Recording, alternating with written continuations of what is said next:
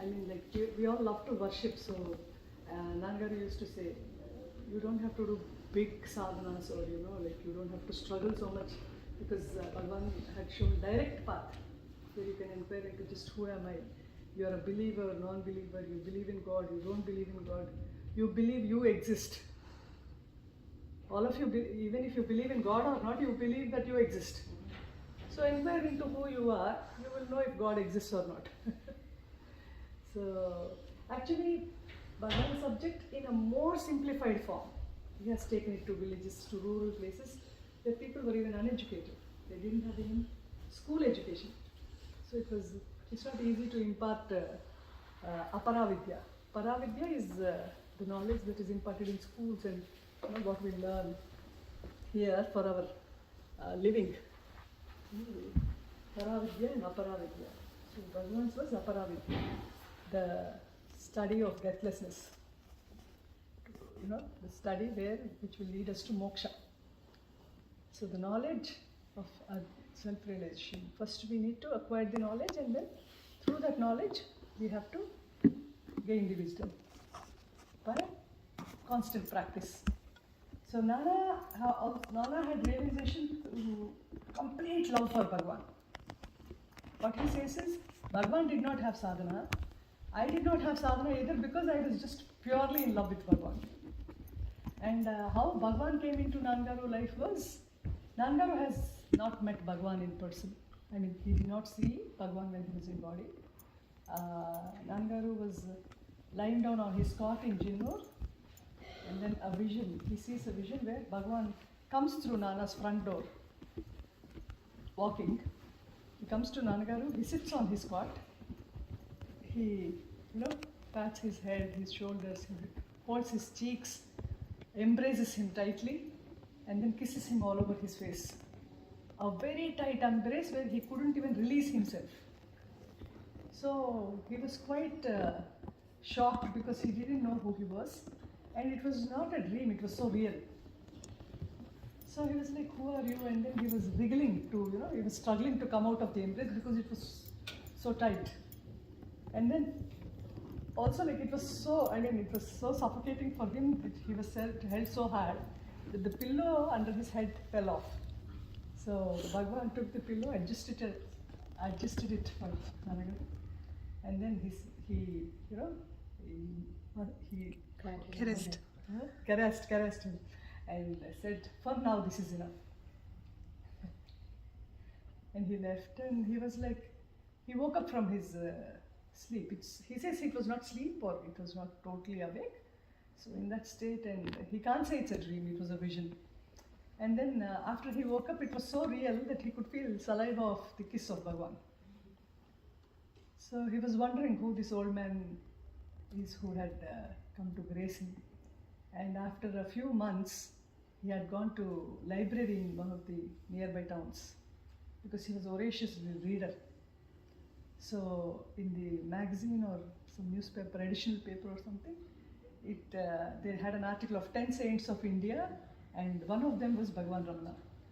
So the moment he saw it, he had goosebumps all over his body, and there was address of Ramanashram in Tiruvannamalai. So he wrote to them. He wrote to Ramanashram and got books of Ramana. So when he got the book and he opened, the first picture that appeared was the same age that Bhagavan had come into Nana's vision. So he says, that was when I was caught. Caught without a return. And then, so that's how his life with Bhagavan began. And he says that was his rebirth. Because the life that was prior to Bhagavan coming into his life and after was different. Like Bhagavan said, the Rangan comes to Bhagavan. I think all of you heard this story. His childhood classmate Rangan. He comes to Bhagavan and says, you have grown so much, and we are so materialistic, we are struggling in the world, and you have reached the pinnacle of spirituality. So will we have a share in your treasure? Then Bhagavan says, anybody who has a good heart, who has good intentions and a good nature, everybody is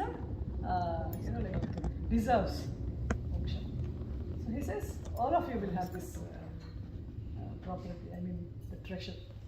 And Rangan says, what is this Bhagwan? We used to play together. And he reminds Bhagwan of all the childhood memories. And then Bhagwan says, the Venkatraman you are speaking about is no more. And the one who is here you will not know even if I tell you. So that is a state which is not comprehensible to our mind. So also they say, Vivekananda used to say, you will recognize a jnani only when you are a jnani yourself. Otherwise we only perceive them with our mind. Yeah. And the beauty of Bhagwan was that because he is not the body, there were many foreigners who had visions of Bhagwan, and there were many people all over the world where Bhagwan directly went to them, he blessed them, they didn't know who he was. And though 50 whole years he was in Tiruvannamalai, he didn't move from Tiruvannamalai. The whole world came to his feet.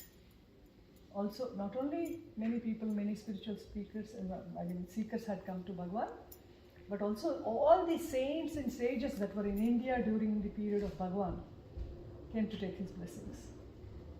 I mean, all the masters, the spiritual masters, Paramahamsa Yogananda, Anandamayi Ma, so many saints who realized, came to his feet because he was the pinnacle of spirituality. I mean, there's nothing beyond Bhagwan. So what Nara used to say is, you don't need to do big sadhanas to attain this state. All you have to do is just look into Bhagwan's eyes. He says, you just look into Bhagwan's eyes for 10 minutes, 15 minutes. Or if you are having any suffering, if you have any problem, or if you have any inconvenience or restlessness, you don't have to do big sadhanas. You just look at Bhagwan's face, you look into his eyes. Everything will clear within no time. And of course he has produced beautiful subject of Who Am I? And all of us know that Bhagwan has opened two paths for us. And he has very clearly explained the path of inquiry and surrender. The two most important paths. And for the highly intellectual people, inquiry suits. And those who are more devoted and have this bhakti rasa, for them surrender is easy and it's more apt. So Nannagaru, actually he carried Bhagwan all his life. He used to say, we are carrying Bhagwan on our shoulders. And it's not easy to understand inquiry. Even if you understand, it is difficult for you to practice in your daily life for those who are not tuned to it. I mean, those who are ripe in the path, it's very simple and easy. But for those who find it difficult to inquire, and then he says surrender. Completest surrender to the will of God. Because Bhagwan has already spoken. His very first words were, whatever is destined to happen will happen, and what is not destined to happen will not happen, whatever you may do. So this sentence itself is enough if you understand. So you repeat it, you make it your mantra, and know that nothing happens without his will, and acceptance. And all of you know Ganeshan Garu, right? Like Bhagwan's brother's grandson? Brother's son. Grandson. So he traveled extensively, especially to US, and he had given many lectures on Bhagwan in his subject. And his main subject was acceptance. So whatever life throws at you, or whatever is destined for you, don't reject anything, just accept. And also he said, don't compare with anybody. Because he used to say, like if they used to say, it's in Ganeshan Garu, those who were associated with him, they used to say, you're so lucky, you're not married. You were grandson of Bhagwan's brother. So you had all the privilege of being in Bhagwan's presence, then you worked in Ramana ashram, you were a bachelor, and you didn't have to earn for your living. We have to strive to make a living, and we have family, we have kids, we have so much samsara. You're so fortunate that you've been associated with Bhagwan, you've been taking Bhagwan's subject forward, and it's so simple for you. So Ganeshan Garu said, never compare yourself with anybody. because wherever God placed you is the best for you. So don't ever compare yourself with anybody, because each one's journey is their own. And also, God knows what is best for each. So, also Nannagaru,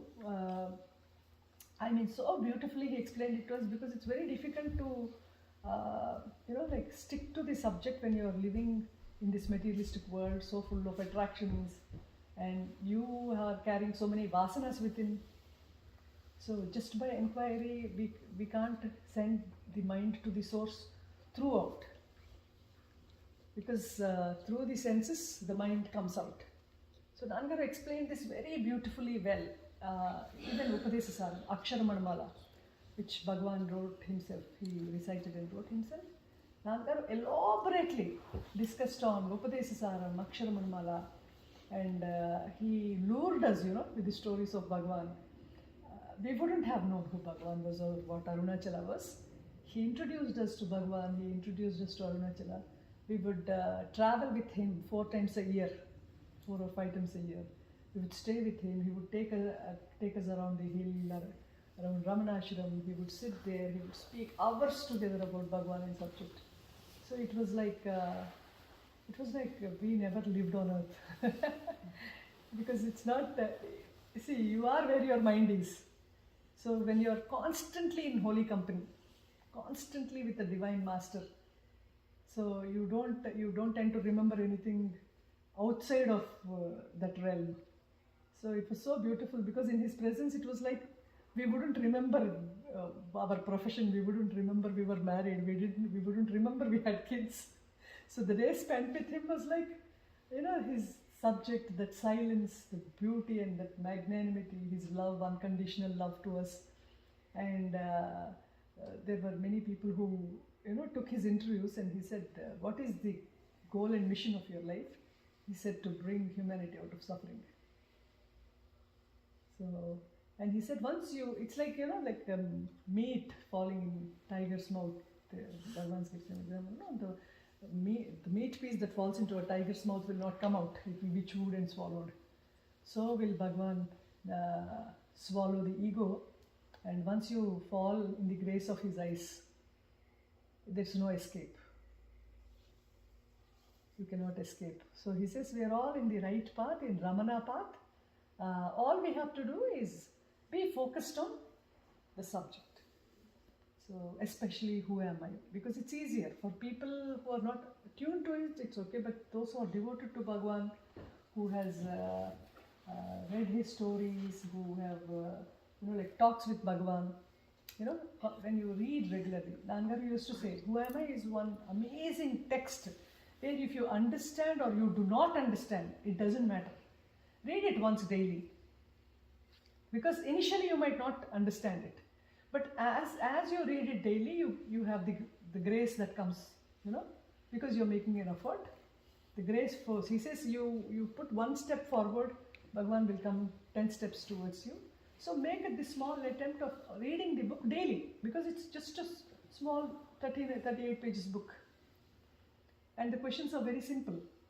So if you read it daily, when you read it and try to practice it on daily basis, slowly your mind will become introverted.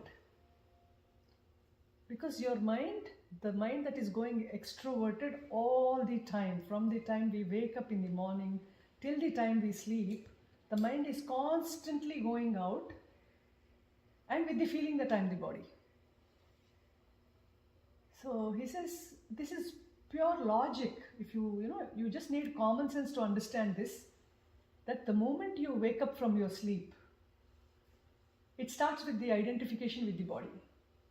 So Nannagaru used to say, like the sun that rises in the morning, the rays of sun will take very little time to reach earth. It's just seconds. He says, even faster than that, when you wake up, the eye comes and occupies your body. And you identify with the body. All through the life, we are only with the feeling that I am this body. And he says, you are so habituated to think that you are the body, that That's the reason you have this fear of death. When you think of death, or when somebody dies, you are in misery. When you are in misery, when you think you're going to die. So everybody rejects death because you think you don't exist anymore. And also like the fear that what will happen to you after death. So the beauty of Bhagavan's subject is, the first thing that the masters did to us is remove the fear of death. How did he remove the fear of death? He said, there is no death, you are deathless. Even if you think you are the body, even if you identify with your mind, when the body drops, your soul will travel. It's like changing clothes. Every day you change your clothes. Similarly, when the body leaves, if you have samskaras, vasanas or desires, the desires itself will bring another body. So you will be in the cycle of birth and death, life after life, till you're vexed with being here, till you're vexed with this and you start seeking God. Till we are totally vexed, we keep seeking things in the world. We're so attracted to everything. We want, that's what Bhagavan, so many people came to Bhagavan, no? So one of these bachelors comes to Nannagaru and Bhagavan, and he says, Bhagavan, I'm finishing my education, I need to have a good job.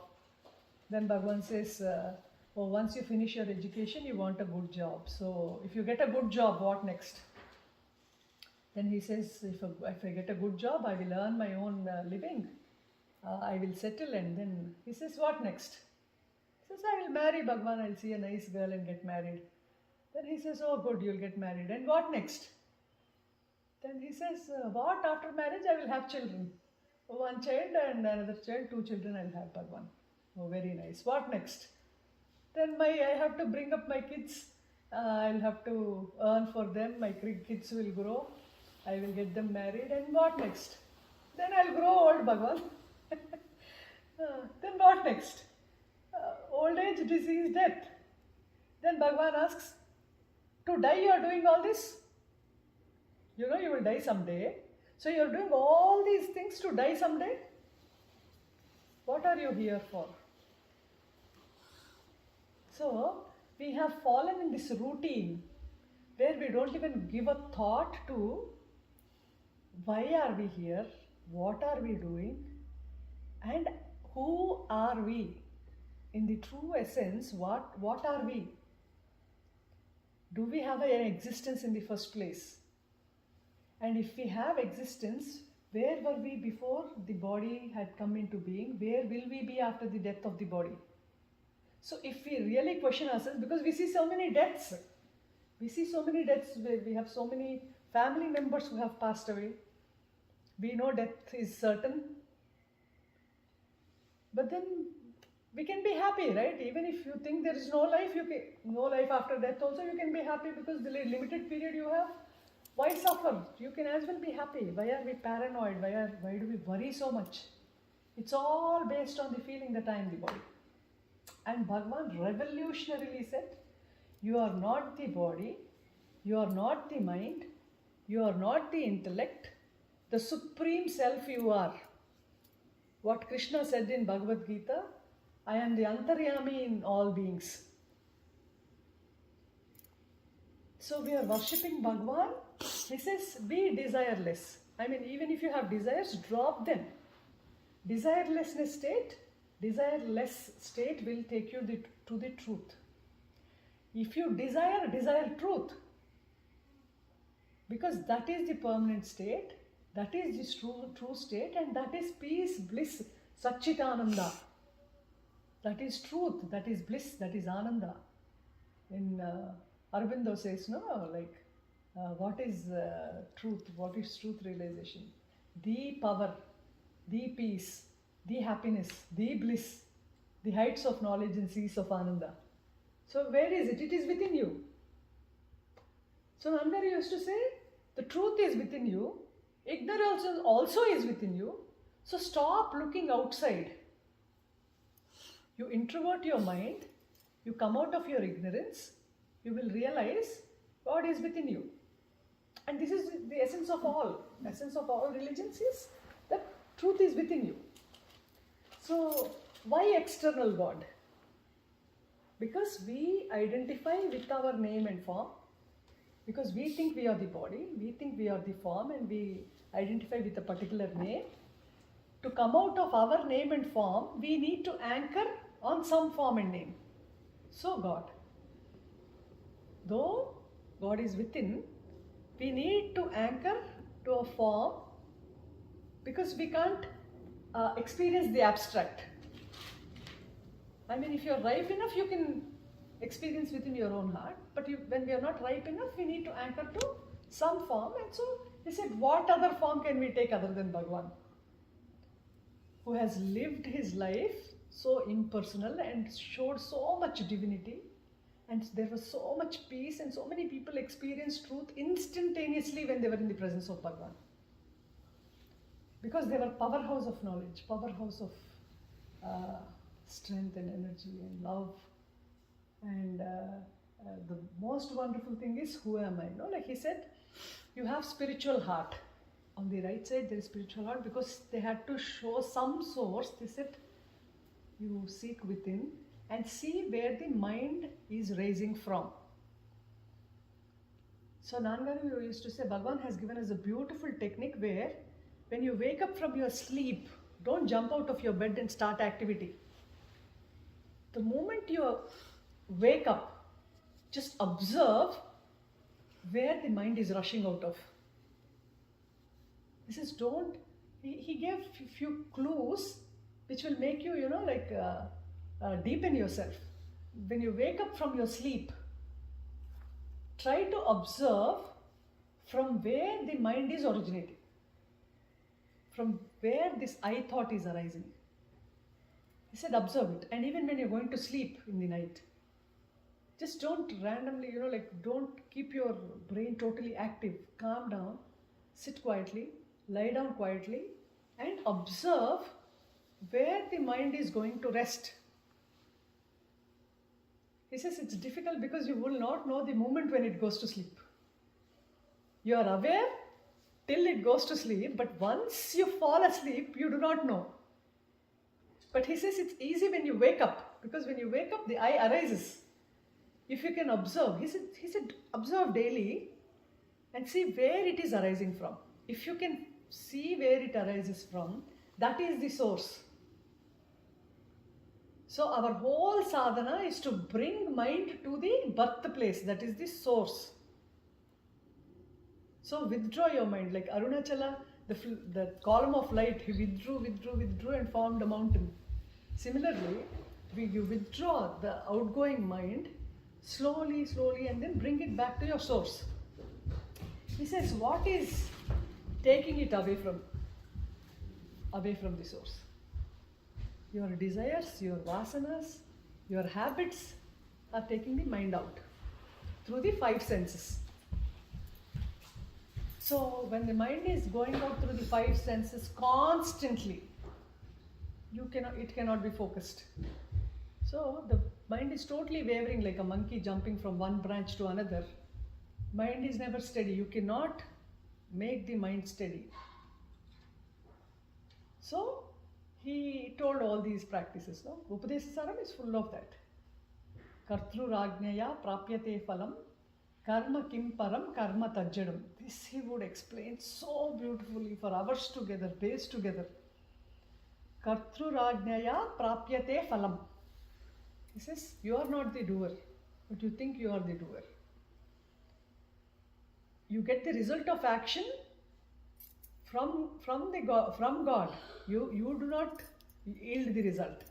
The result will be given. Kartrurajnaya prapyate phalam. And according to the will of God only, the result of your action comes. Some people work very hard and they might earn very little.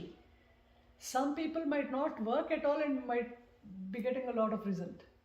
So he says, don't question it. Accept what comes. So he said there are like 4 pillars to a cot. Your mind, 4 things we need to follow. One is do action. Do not quit action. Laziness is not moksha. Laziness is not the path. So, and he says there is a very thin line between Sattva Guna and Tamo Guna. No? You being lazy, you think you are surrendered. He says no. Act, do not react. You have to act, but do not react. So he says the 4 pillars are, you have to work. You cannot quit activity. So work, but work without expectation. Work, one pillar is you will have to be in activity, you will have to do activity, you will have to work, but work with, do not desire the result. You know, like what you work as worship. Do your work as worship, but do not expect the result. So one thing is work, do your work, don't expect a result, and the result will come anyway. You desire it or not, result will come. Don't attach yourself to the result. It could be bad, it could be good, it could be more than what you expected, it could be less than what you expected. He said, don't expect. Do it and leave. Whatever comes, you accept. And if it is in your favor, don't get elated. If it's not in your favor, don't get depressed. He says you remain calm, you remain neutral, irrespective of the result of action. And do it without doership. Work without doership. Don't think that you are the doer, because you are not the doer. Thinking I am the doer only will accumulate the karma. When I think I am the body and do the actions and take responsibility for everything that the body is doing, then we are in the cycle of karma. He says, you do not exist. So what is happening as destined. Don't claim the result of action. Don't claim anything for yourself. Know that the entire creation is run and produced and run by the Creator. If you can understand that everything is happening by His will, you will not react. So this will take some time, but he says that's why you need to listen about truth. All this while we've been so worldly and into the world, into samsara, that it is difficult to believe that you are not this body and mind. Because we are so habituated to it. We used to say, now I'm so habituated to wearing this watch every day. So one day I forget to put my watch and I go to work. Every time I want to see the time, I just see it, though the watch is not there, because I'm accustomed, I'm habituated to seeing the watch. Similarly, we got habituated to think that we are the body. So he says it's nothing but habituation. But it's difficult to come out of habituation. He says if you are accustomed to smoking a cigarette, or if you are accustomed to a certain thing, when you get habituated, it's very difficult for you to come out of the habituation. Even if it's for a short duration of time. But this I am the body feeling has been coming with us for many lifetimes. Whichever lifetime we get the body, in that body we identified with the body, we thought we were the body, we did actions and we claimed those actions. It was good and bad, merit and demerit. And based on merit and demerit, there are lokas. We go to the loka, we come back. Nannagaru used to say, your merit will take you to Narayana if you are a Narayana devotee. You will go to Shiva loka if you are a Shiva devotee. And Krishna devotee, they have Golok. You will go, but how long will you stay there? As long as your merit is spent. He says it's like a cinema. You go, you sit in the cinema hall, you finish watching the cinema, you come out. You purchase a ticket, you go sit in the theatre. Once the movie is over, you come out. If you say, no, I'm going to sit here and keep watching the movie, they won't allow you, they'll send you out. Similarly, once your merit is spent, you will be brought back to earth again. Similarly, demerit. If you have done a lot of papa or bad karma, they will make you spend it and again you are in square one. He says, how long will you go on with this habituation? It is not true. It is not you. You are the divinity within. So you can realize it here and now through a very sweetest, shortest way, but by inquiring and doubting it. He says, you can experience it when you doubt that, is this me? Is this real? If it is real, why does it not remain consistently? Why is it changing every day? I am very happy now. I am very peaceful now. With some unpleasant news, my peace has gone away. Immediately I am upset. Any unpleasant news that comes, I am upset. Ill health, I am upset. Death, I am paranoid. Who is this I that is worried, that is paranoid, that is happy, that is peaceful, that is restless? So he says, the best way is to question it. He says, you are nothing but thoughts. Everything is but a thought. Bhagavan said, no, on this pillar, single pillar of thought that I am, the entire creation springed out of the feeling that I am the body. But he says, minus your body and tell me if you have a thought. He says, you observe in your daily life, if thought is coming, is it body based or not? Every thought that springs out of you is body bound. And you know body dies. So inquire now if you are really this body. And what is happening to it in your sleep. So he took the best example of deep sleep. In deep sleep, how much ever pain you have, how much ever suffering you have, how much ever distress you have, how many ever problems you think you have, where is it going in your deep sleep? It's the same person. Even most excruciating pain you're undergoing, it does not exist in your deep sleep. So he said, if your body is a thought, your living is a thought, your likes and dislikes are thoughts. So he says, withdraw yourself from all the desires. Your desire is taking the mind out. If you withdraw yourself from all the desires, mind will automatically go inside. He says, your mind is held by a lot of thoughts. If you can let go of everything, it will automatically drop into the source. And Bhagavan, fortunately, holy company, he advised holy company. The highest sadhana is holy company. First and foremost, and then maybe we don't have the good fortune of being with the master all our life, or we can't sit with him. I mean, he says, satsang, sadhu sang. If any holy person comes, or if any holy sage or saint comes, go spend time in their company, because they speak only about the truth, they are living the truth. And in case you cannot, then satsang with people who are devoted, who are in the same path. And he says, whatever is your weakness, don't go sit with people who have the same weakness, because it will increase. He says, suppose I am accustomed to gambling or something. I would pick up few friends who love to gamble and we go together. He says, if you have to come out of your desires, be in the company of those who do not have the same desire. So slowly you will come out of your desires and your vasanas. See, he says, in the presence of the master, like there are so many people who come to Tiruvannamalai, who come to Ramana, who come to Nannagaru. They used to have instant glimpse of truth. If they were ripe enough and if they really came in search of truth. By mere sitting in the presence of Bhagavan and Nannagaru, they had the experience of truth. But it will not last for long. Maybe all of you also would have felt the immense peace which is beyond the body, mind, and you would have experienced spells of bliss in presence of Bhagavan, or when you're chanting. For instance, she was chanting so beautifully well.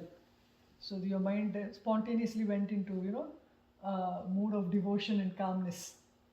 So we do get these episodes of complete calmness in Sattva Guna, like 3 gunas repeat in us daily. Rajas, Tamas and Sattva. So Nanda used to always say, maintain Sattva Guna. Guna is not you. But maintain Sattva Guna, because it will take you till the door of truth. But all the three gunas will keep repeating themselves in every being. For some sattva is more, for some rajas is more, for some tamas is more, but all the three gunas will repeat in us. So he says, when sattva comes, maintain it for a longer duration, because only sattva can take you to truth. So practice sattva guna, practice the inquiry, who am I? It is easy, the inquiry path is easy when your mind is in sattva, because it is calm, it is quiet, it is undisturbed. So when there is peace in the mind, the path becomes easier. And when you cannot do it, suppose you are disturbed, your mind is wavering, then you can chant Bhagavan's name. Om Namo Bhagavate Shri Ramanaya. You can sing the songs of Bhagavan, look into eyes of Bhagavan. Whatever you do, you anchor to him. Surrender. I cannot do anything. I am helpless. You please take care. I cannot overcome this samsara. You help me overcome this. And he is there always. He's the only one that is there. We don't exist because we think we exist. Let us anchor to him. It's like the engine, no? Engine has compartments. The compartment has to be hooked to the engine if it has to move. Similarly, if our mind is hooked to Bhagavan, it's easier for us. It makes the path very easy. So constantly chant his name, be in his presence. You look at his picture, you look into his eyes. Read this book, Who Am I, whenever possible. Suppose you are in a mood of devotion, then you can read Aksharmanamala. Because Aksharmanamala, Nannagaru used to say, Aksharmanamala is so beautiful. Every verse is so meaningful. You do not know how to pray. So Bhagavan has prayed it for you. We don't know what to ask God. So Bhagavan asked God what we needed. So he didn't give us the trouble of even praying. Take Aksharmanamala, chant one verse. One of these verses, no? Vakadavavu ninu maya manarinchi vachuvaru evaridi nijala marunachala. I mean, it is only you that is there. Who is this that deceived you and came out as something apart from you? There is nothing apart from you. It's only you that exists. Whatever we feel has come out is again your Maya. Maya is not apart from you. So who can deceive you and come out? So he has, he has recited the verses of Jnana, of Bhakti, of Vairagya. Everything is there in Aksharmanamala. So chanting of Aksharmanamala also helps us huge. And repetition of the name Arunachala. He says, for the mere repetition of Arunachala gives you moksha. Bhagavan told us, mere repetition of Arunachala chanting will give you moksha. Then one of them asks, how can mere chanting give you moksha? He says, that is divine law. Who are you to ask? It's like Nannagaru says, government has put orders. Now you will have to follow traffic rules. You do a crime, you go to police station. There is something, you go to the court. This is the law of the government. We stick to the law of the government. Similarly, there is divine law. You accept it or not, it is law. So he says, chant Arunachala Siva. So the more and more you chant, the purity of mind increases. Unless you become completely pure, you do not become one with the divine. Though it is the only thing that exists, because of this clouding of ignorance, we do not see it. It's like a cloud covering the sun. Sun is there, but if clouds cover it, the sun does not appear. Similarly, we have Jnana Surya within, but the cloud of mind is covering it. So we are not able to experience the truth. Truth is always there. That is the only thing that is there. But why we are not able to experience it is because of the identification with the cloud. So he says, first understand that this is unreal. This is unreal. Mind is unreal. Thinking that it is real, you do any number of sadhanas, it's like zeros without one. There's no value for it.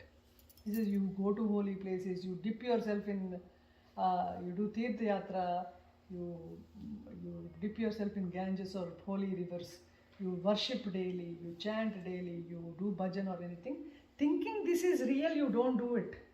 Know that it is unreal. Then it becomes easy. Because if you think you are doing it, again you will have this ego. Oh, I am doing so much sadhana. I chant daily. I wake up at 3 o'clock in the morning. I do chanting, I do meditation. Who is this I that does it? So he says, focus on that I. Don't glorify I in the name of worship, in the name of work. That is why they have advised selfless service. Whatever you do, you observe. If you're talking, are you talking to get closer to truth? You get thoughts. Are your thoughts helping you go closer to truth? Your behavior, is it helping you go towards truth, or are you doing it to increase your ego? So he says, don't give food supply to the mind. Feed it with Bhagavan subject. Don't feed it with samsara. Don't feed it with thoughts from outside world. So he said, restrict few things that take the mind out of you. Into the world. Slowly withdraw it from all the worldly activities. Work will go on anyway. Don't claim it. Keep yourself focused on Bhagavan. Things will take care of by themselves. You will know it in your real life experience that things will happen with or without you. We also know, so that's what we were talking yesterday, no? Suppose that there's a death. How long will we crib or cry for the person? Maybe 11 days, 20 days, 1 month? We carry on with our lives. Similarly, when we die, they'll carry on. But we think we are so responsible. Without us, the world will not run. Everything will go beautifully well. Nannagaru used to say, they will, you will be vacating one room for another person to occupy. So you being is not great. It is vacating a room for others to occupy. So stop giving importance to this body and to ego. You give importance to him, his rupa, his nama. Chant his name. Chant, till you come out of your name and form. Till you come out of duality. And then he says, that is beauty. Real beauty is the divine in you. So once you empty your mind of all your desires, you become more and more empty. You become, the more and more you can feel it. Like now I'm going to the seashore. So we love to go to seashore. No? When we go to seashore, you can feel the breeze. You can feel the tides. You can feel these, droplets falling on you. It's very beautiful. It gives you a lot of happiness and bliss. Like that, when you go to your source, this is outer beauty. What you feel outside is pleasant. But when you go inside, he says, there's so much vastness. We are so limited, our petty mind is so narrow and so, it's a garbage. He says, you're identifying with this and crying that, give me this, give me that. You are the source of everything. You are, the entire universe originated from you. If you go back, you will know you are that. So don't limit yourself to this 4 feet or 5 feet body. Because he says, practically they have lived. They have showed that they are not the body. They have lived it to make us realize it is possible here, now, in this body. Because you need your body to realize the self. Now, unless you work here on yourself and devoid yourself all that is nonsense, empty yourself of all the good, bad, everything, erase your mind and realize the truth. Once you realize the truth, you will not need body anymore. So the death of the body will not make any difference. You have a body, you do not have a body, it doesn't make a difference because you have already experienced your one. There is no second. But till you get there, you need to be careful. You need to be cautious. You shouldn't feed the ego. Feed your mind with good thoughts, noble thoughts, with devotion. Follow whichever marga suits you. He says any marga will lead you to truth. It could be selfless service, it could be devotion, it could be jnana, it could be meditation. But know what you are doing. Do it with clarity. He says, whatever you are doing, understand that it should not increase the I, it should decrease the I. The body consciousness. Slowly, kramepi, they say. Slowly, come out of it. But consistently. Make your effort sincerely and consistently. Now, it's like, like here, Nannagaru also used to say, suppose you want to dig a well. You have to continuously, consistently dig it. You will dig for 2 feet, 3 feet and say, no, I don't want to dig it, and you quit it. The water will not come. Or if you quit here and if you start elsewhere, it will never happen. So wherever you are digging, you continuously dig, consistently, sincerely, till the water comes. Similarly, practice till you experience the truth. And once you experience the truth, it becomes effortless effort. Till then, you will have this pain of effort. You're making an effort. You're not very, it's there is pain in effort also, because you're swimming against the current. But as you practice, everything is but a practice. So Nannagaru used to say, see, suppose you're studying engineering or you're studying medicine, it takes 22 to 23 years to become an engineer or a doctor. So I'm a dentist. So to pull one tooth or to replace one tooth, you have studied 22 years.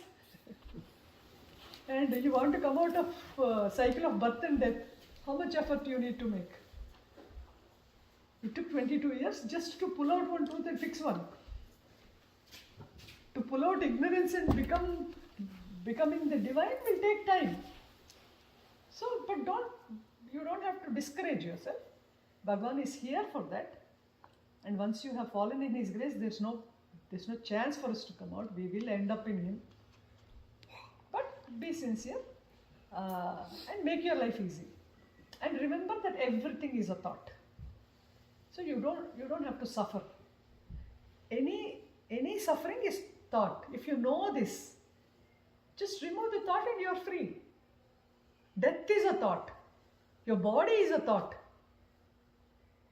That's why in deep sleep, when there is no thought, you're so peaceful. You wake up from your sleep, I had a very good sleep, I feel so rested. You can do it when you're awake. That's what he said, no? Deep sleep state in awareness is realization. So that's what, so many techniques, so many clues he has given. So that, like we have different dishes when we eat our food. So he has given different varieties of, simple, beautiful sadhana, which is not so painful or it's not a huge thing. He didn't ask us to exercise daily or do yoga or to stand upside down, nothing. You just have to live your life without expectation, without expecting a result for your work. Do work as worship. Spend some time reading the text. Introvert your mind. Don't feed the ego and don't raise it, and slowly come out of your wrong habits, wrong thinking, wrong behavior, and you will feel His support all through. All of us feel grace of Bhagavan. We are here with His grace. Yeah. And grace will take us there. So all this is because we want to think of Him more and more and more. Satsang is think more of Bhagavan. Nannagaru used to chant, no? See, he was realized to Bhagavan. He was so fond of Bhagavan, he used to sing, Ma atalo nive, patalo nive, anni nive Bhagavan. In our words, it's you. In our songs, it's you. In our living, it is you. So everything is you. And he used to make us sing. To keep us constantly connected to Bhagavan. Because we think we exist. So as long as we exist, we are not apart from Bhagavan. So the day we lose our existence and we become one with Him. So it's either one with Bhagavan or connected to Bhagavan. So another song of Bhagavan now? Yes, come. Can I look in my dad's phone? Okay. Come here. Sit.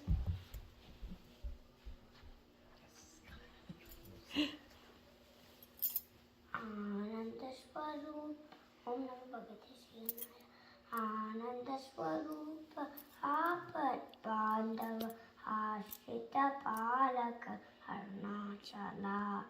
Ananda Swarupa Sarvabandhava Ashrita Palaka Arunachala. Ananda Swarupa Apadbandhava Ashrita Palaka Arunachala. Ananda Swarupa Apadbandhava Ashrita Palaka Arunachala.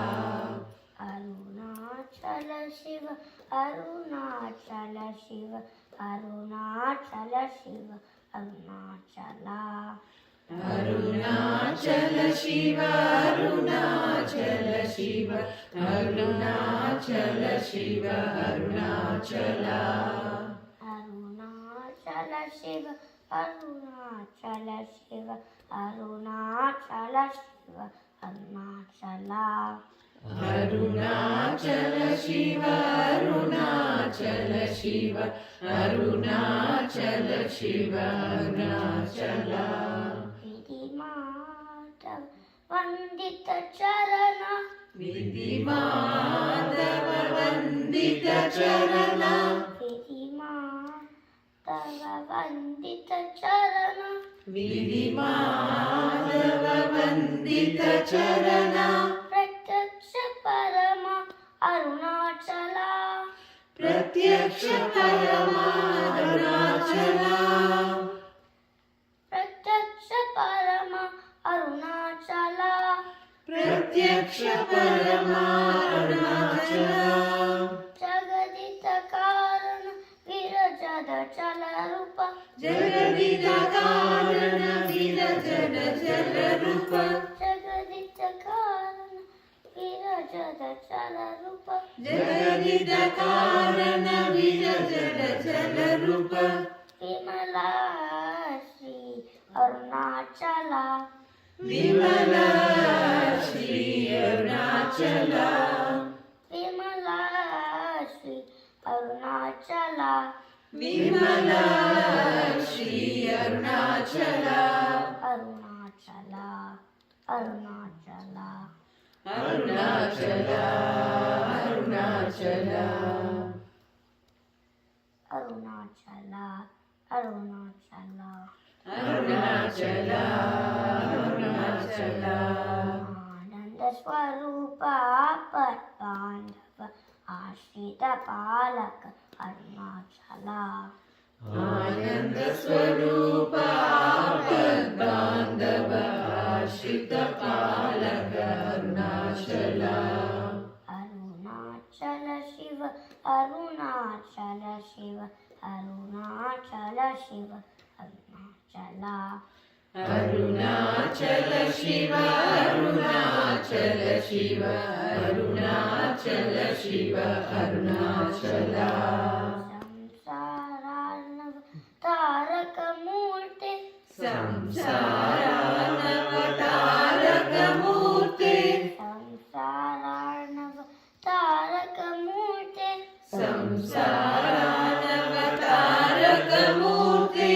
Smarane Sakshat Mokshakara, Smarane Sakshat Mokshakara, Smarane Sakshat Mokshakara, Smarane Sakshat Mokshakara.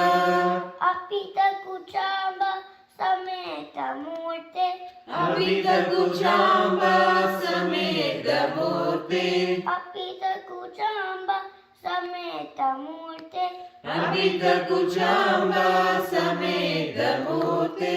Tejo Manashri Arunachala, Tejo Mayashri Arunachala, Tejo Mayashri Arunachala, Tejo Mayashri Arunachala.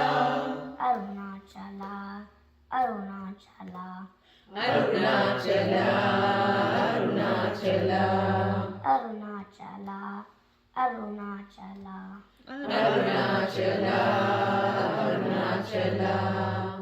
Arunachala Shiva, Arunachala Shiva, Arunachala Shiva, Arunachala.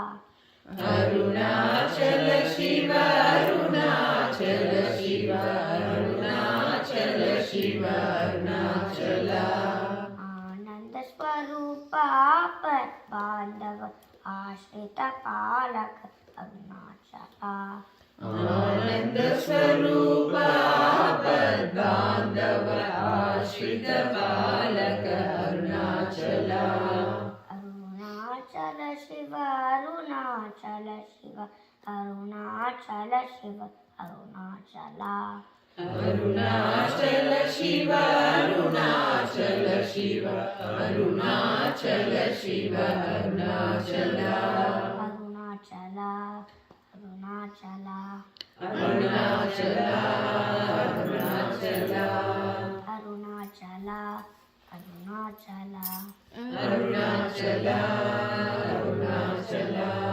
Arunachal Arunachal Arunachal Arunachal Arunachal Arunachal Arunachal Arunachal ಓಂ ನಮೋ ಭಗವತೆ ಶ್ರೀರಾಮಾಯ ಓಂ ನಮೋ ಭಗವತೆ ಶ್ರೀರಾಮಾಯ.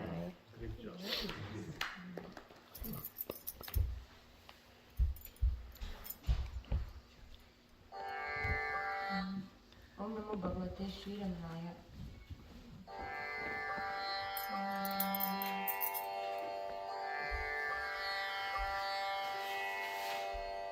ಚಂದ್ರಚೂಡ ಶಿವಶಂಕರ ಪಾರ್ವತಿ ರಮಣ ನಿನಗೆ ನಮೋ ನಮೋ.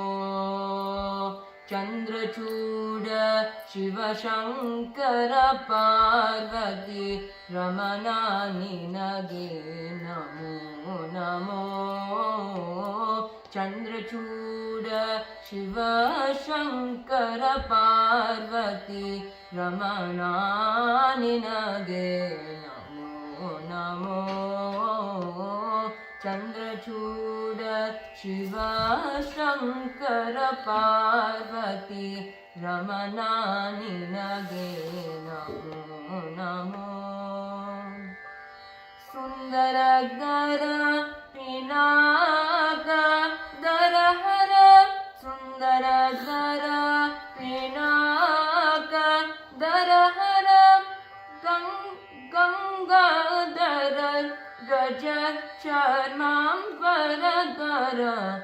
ಗಂಗಾಧರ ಗಜ ಚರ್ಮಾಂಬರಧರ. ಚಂದ್ರಚೂಡ ಶಿವಶಂಕರ ಪಾರ್ವತಿ ರಮಣ ನಿನಗೆ ನಮೋ ನಮೋ.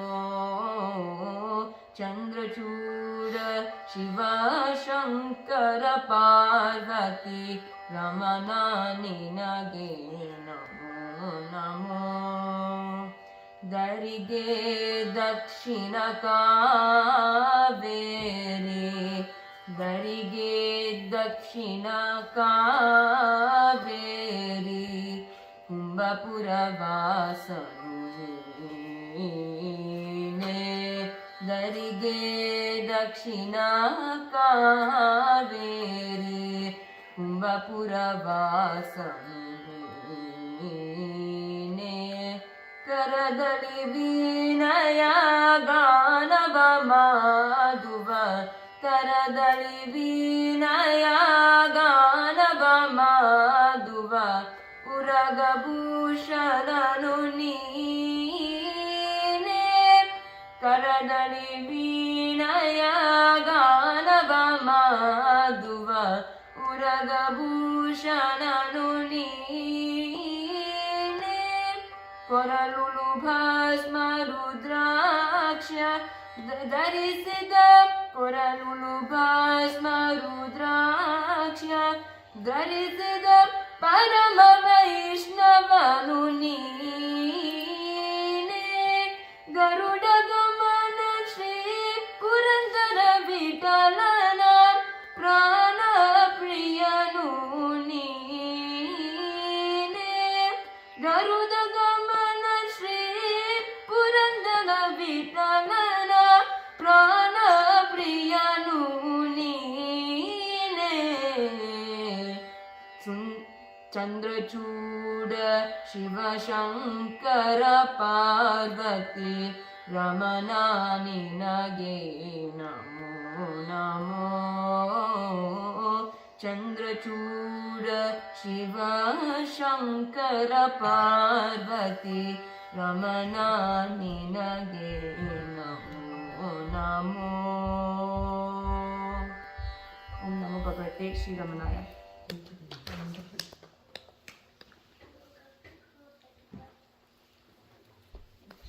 One thing it reminded me when she was singing, I'm so fond of music. It's like I would die for it when someone's singing. I mean, throughout my life, I'm so attached to it.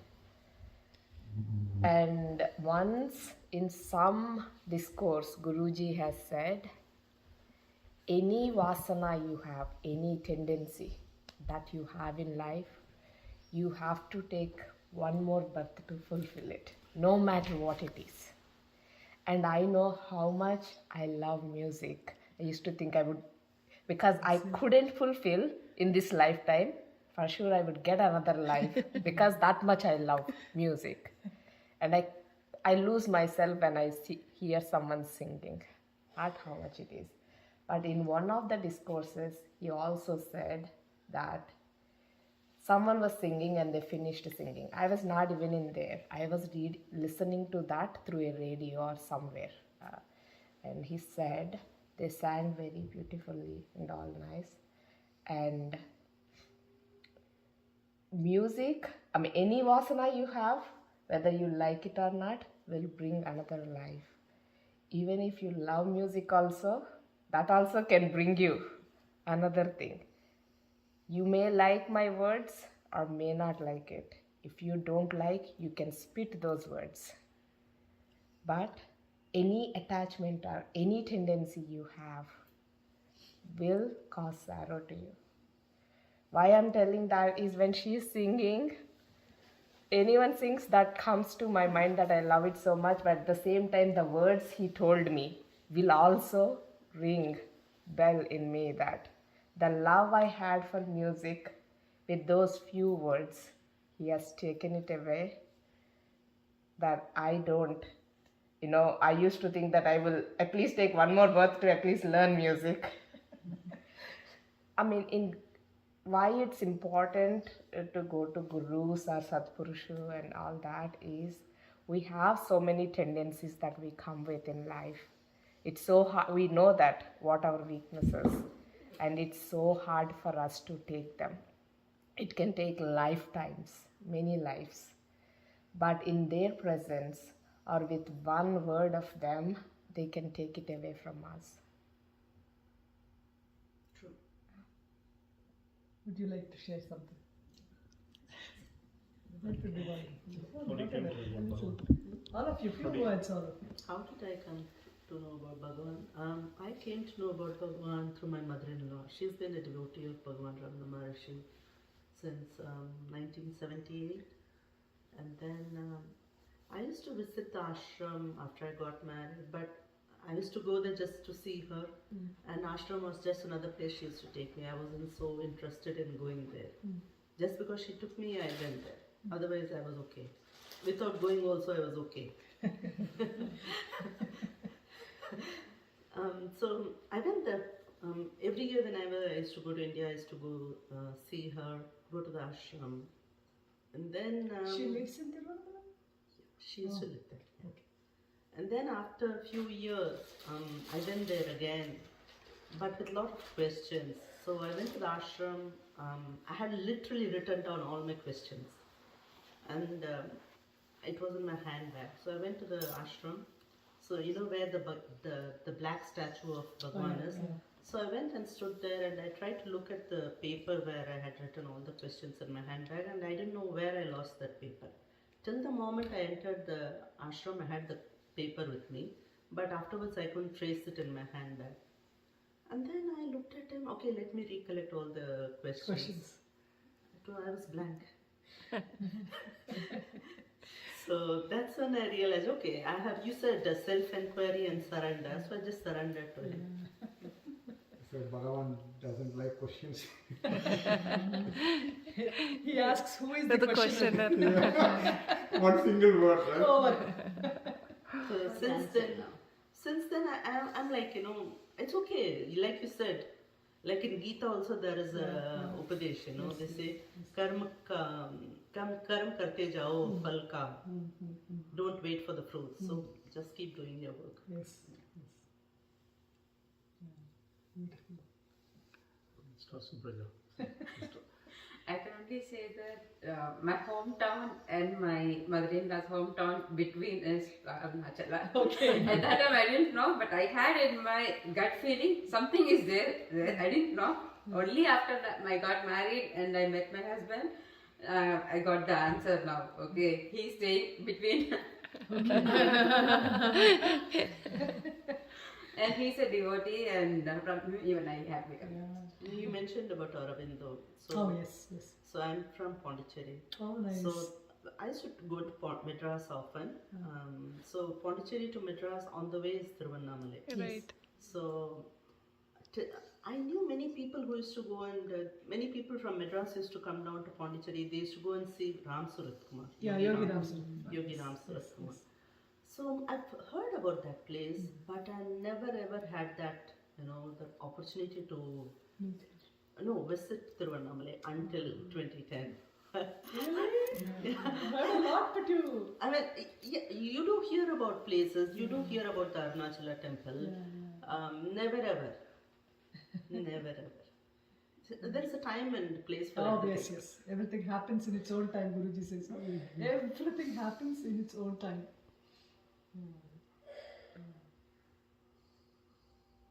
Yeah, so my name is Bhaskar. So I was born in Tamil Nadu. I studied in Madurai. I've been to Meeswaran temple many times, but I never knew Bhagavan. Sundara Mandiram is over there. You were there all the time and you always, never you know. always go to Meeswaran temple and go around. Even though I was in Tamil Nadu, I never heard about Bhagavan until my age 40. So I know I want to go to Annamalai area. So in 2012, I told my mom is like, go with the family. So 2014 we went to India. So that time there's no plan. One day I was supposed to meet my uncle in different city from Hosur near Bangalore. So morning we woke up, we called cab. Then so it's like, okay, I saw since I went from US, I saw Google Map. From there it showed Annamalai area, only 90 minutes from Hosur near Bangalore. So let's go. By the time we reached almost 4 hours. so then the temple, by the time everyone was hungry, we ate lunch. We went temple. Obviously, after some time, they closed the temple until 4:30. So that's the time when I called my uncle, said, I'm supposed to meet you today, but it looks like I couldn't make it. So the temple also closed. What I should do? That time only he told me, go to Yogi Ram Surat Kumar. Because my grandpa, my brother also used to follow. Still they're following. So then go to Shastadri Ashram or Ramana Ashram, like that. So that's how I went from Ashram. Then obviously in Ramana Ashram they don't write where is the shrine, Mata Buddhist. They don't write anything, right? Yes. So I said, tourist, I went there, I took a nice picture in different poses, came down. So different angle, different poses I went to. So I like to take pictures. So then after that, I stayed there we stayed there 6 months in India at that time. I know there's something pulling me back, so I didn't know which one. So I know I want to go to Arunachal area. So second time I went with my college friends. Then we stayed there. Again I did the same thing, same repetition. This time my friend he doesn't believe in God. So the whole trip is became a different way. So basically you basically discuss different things. Then third time I know again something's pulling back. I know that. So third time is confirmed. So when I went with my other friend, and I was in old hall then, and so then I realized it's okay. It's Ramana Bhavan only pulling me back again and again. So then we came to back to US, then joined Satsang. It's a confirm, basically Bhavan only select. Then I'll continue. Yes, Anu, you should. You should tell the rest of the story. Then he looked up, Googled, where is the satsang or where is any group for Ramana. Okay. And then you sent an email to Uma Santosh, right? At the same time, even me also joined the time Oh, you okay. went. And then that's when I met him, like in 2014 or 15. 2014. When I 2014 joined, he November. was not there, my son was November. not there. After joining, he came.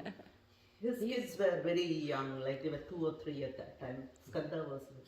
Yeah, only Skanda was a little boy at that time. Oh. So after we came, Skanda has become his companion. So he was like, For people are everything, very I'll be serious. like Skanda. He used to say that. So he used to say, people are very serious here. Is it okay to get my son? He said, after the satsang, you all become loud. You can get him. Yeah, first time I went to Masanda's house. That time I brought my India phone. By the time when we left, the phone rang. The house is in Sulu Spring. It's a kind of interior. So I don't know how to go back to Virginia, right? So I was driving and praying Bhagavan. One car went in front of me. Just followed the car, Virginia car. Then went right back. You blindly followed them. Blindly followed. After a few times, I asked one lady in Satsang. I told the story. She's like, "Oh, that's my car."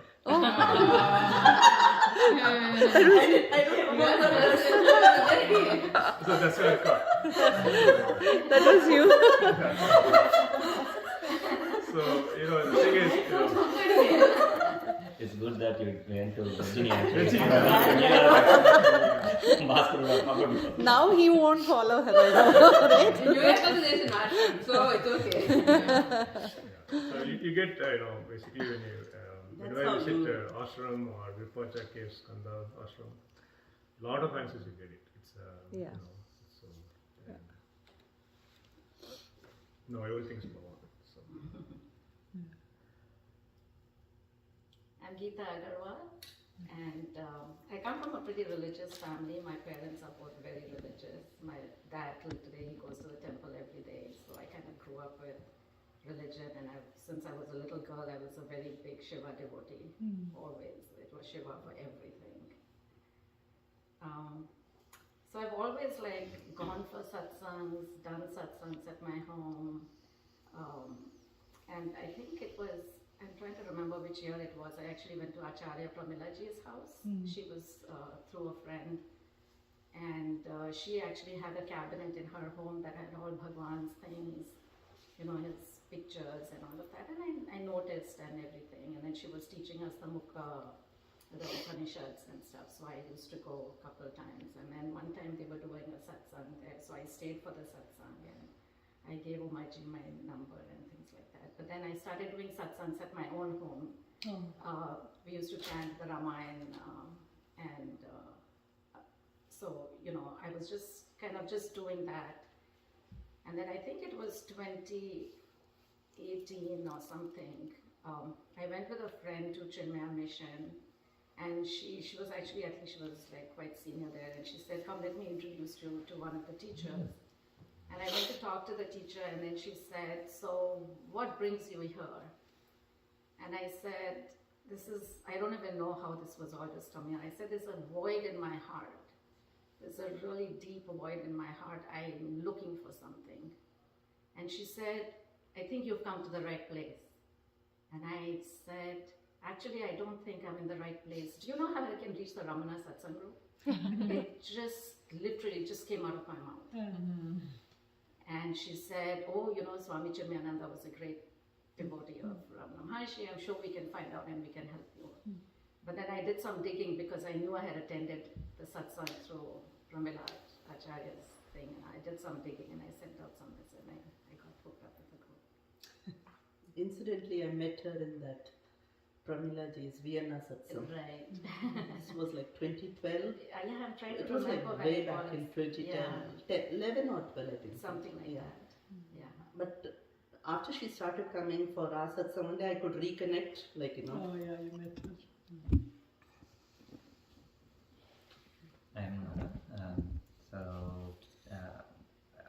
we were with so I think like you, ours also actually. My mom used to be a devotee of Krishna and continuously all the years have grown up in that environment. So, but there are different paths.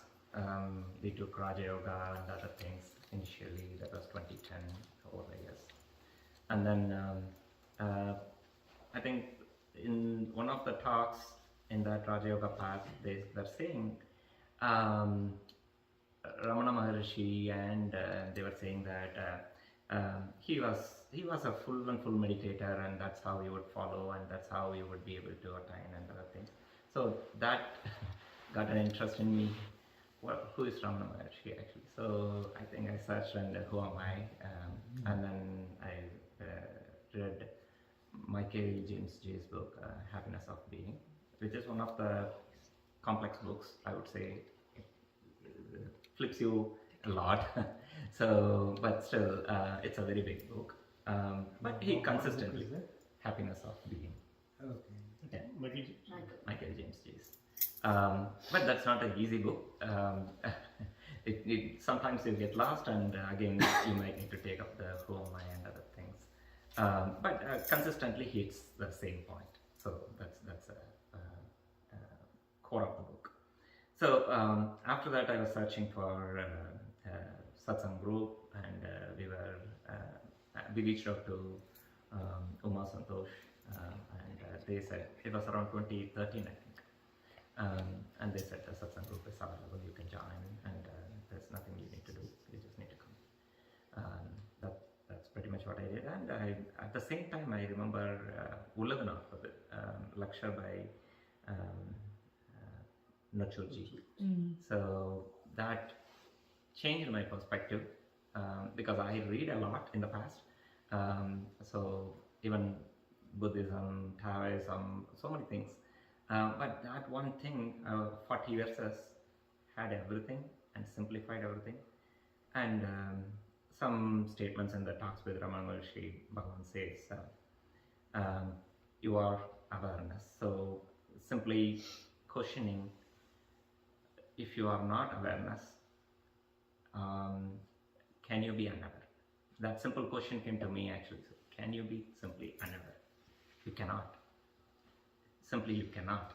At any time you try, you cannot. So that changed my perspective. So that's a background story. But even in today's, actually, I was thinking about when you were talking about the surrender and the inquiry part. The question came to me, acceptance. I was about to ask acceptance, and within 1 minute or something, you were saying acceptance and Ganeshanji's thing. Yeah, so I think that's a power. Jeet, when do you think about? He used to say something. From his mouth, it will be right thing. What do you think of? Before you write exam, anything about Bhagavan? Anything about Bhagavan? When do you think of Bhagavan? In a satsang. No. Before a test or something, Before like, test? like an assessment. Assessment? Yeah. When you go to school? Yeah. Okay. Good. And I do a chant called Gayatri Mantra. My parents taught me. Good. Very good. Good. He's thinking of you more than you're thinking of him. That's why you sang so well. Oh, one day he told about it, right? I remember that. You just ask him to say that. ఒకరు చెప్పినాడు కదా రమణ మహర్షి కొంచెం చెప్పినాడు కదా ఒక question మరి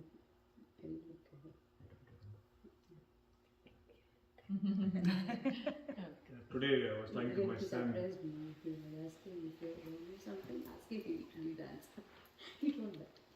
Today I was talking to my son Skanda, right? On the car we went to Great Falls. So we climbed the tree. Now kids always say, "Oh my God, oh my God." I said, "Okay. What do you mean, oh my God? What about our God, your God, right?" So he was just playing with the word. Suddenly he said, God is within you. That's what Bhagavan said. That's the top, So, they somehow, Bhagavan take us up. May I want to say something? Yeah, Neha is a great singer. Yeah, wonderful, ma.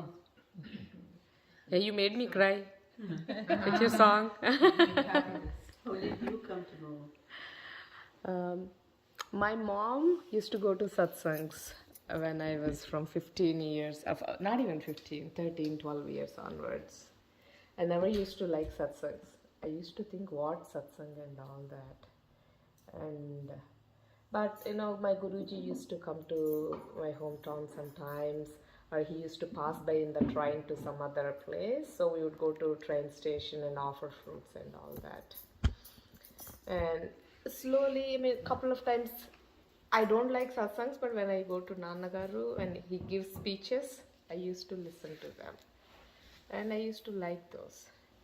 Slowly, I don't know how, he pulled, once I met him in a train. We were going, he is from near Bhimavaram, do you know? No, you don't know. Okay, near Vizag, like that. 4-5 hours to Vizag, where he lives. And I live 3 hours to Vizag, so he has to pass this and go. And we were coming from Hyderabad or Arunachalam, I don't remember from where we were coming. And we booked our reservation, we got into the train. And to me and my mom's surprise, my opposite seat is Nannagaru. He was there. Yes. And devotees, lot of devotees would come to the train station when wherever he stops. So he spoke to everyone and they left and all that. And after that, he talked to us for a couple of hours. He's like none other guru, like he inquires about you, your family, everything, as if he's, known for us for years, whatnot, and, well-wisher type, everything. From, I don't know, through the talking, he asked everything and we talked and we slept. We were so happy that he was we were able to see. But from then onwards, without knowing me, he entered into my life. That my perspective has changed. So from then onwards, I was in constant touch. I used to, in every moment, every incident in my life, I'm so attached to him. I used to mentally tell everything. Very few, I could count maybe 10 or 20 times I have met him. But very close to heart, and anything that happens, we used to communicate mentally. But the very few times I met him also, we know what our weaknesses are. And we know what brings sadness, or what we are attached to in our life. Every time you go, he used to casually ask us things. What I realized is not just asking, but through asking and talking, he used to give the strength to overcome the attachments or the weaknesses that we have. Like that once I went and he asked me, do you attend satsangs? I was like, I moved my head all around. Yes, no, all that, because I don't want to tell him no. And I don't want to tell him yes too, because I don't attend. So I came back to US after that. And that's it. With that one question, it changed me completely. From then onwards, I used to attend satsangs. I enjoy them. I feel his presence. Every time I attend satsang and go back, I go with a refreshed mind. So many things like that. It's been a great impact. And even though his body is not there, we can feel His presence throughout everything that's happening and blessing us. That's nice to hear. Lakshmi, how about you? If I tell my story, it'll take a long time. Go ahead, all ears, all ears. I know Lakshmi through another common friend. So what's your real name? Lakshmi Madhavi? Lakshmi Madhavi. Oh, Lakshmi. That's why, I mean, India, everybody calls me Madhavi Okay. because the middle here, first name, right? Here, that's why Lakshmi. So anyway, Bhagwan probably came to my life 89 or 90. My mom, she went on a pilgrimage and one of the places happened to be Ramana. She bought a picture and she put it in the puja room. And I was so mad that she put a person's picture in the puja room other than like Rama, Krishna. So I was like, why did you put a person's picture? Now when I think back, I was like, probably some internally I knew if he comes, that's it. That was, then she said, no, you shouldn't say that, he's a great sage and all that. After that, somehow I got one book of Bhagwan and in a very accidentally in a railway station. So then I started reading and for me, then I started going and reading about Ramakrishna Paramahamsa, Jiddu Krishnamurti and all that, but nothing used to go in my head. I used to always go through the pages but nothing, but Bhagavan's Advaita only used to stick to me. Then I started, because there were very limited number of Bhagavan's books at that time, then somehow I got Osho also. And then I used to read Osho a lot because that was also Advaita. And later after Bhagwan came, in a couple of years, Nannagaru also came into my life. And we used to get cassettes of his speeches. So I used to like repeatedly listen because we didn't have so much money to buy the cassettes. So there's also a limited number of cassettes. So listen and never, I mean, since then, probably from 92 or 93, I think I was listening to Nannagaru, but nobody in my family is devotees or anything. So it was, my mom used to not let me go when he came to Vizag and all that. So with my aunt, we used to make up stories, my aunt and I used to go and listen and come back and all that. There was always a lot of devotees around Nannagaru. So we were just some random person go sit in the back, listen and come back, and that was it. But after a few years, then he started calling me close by and all.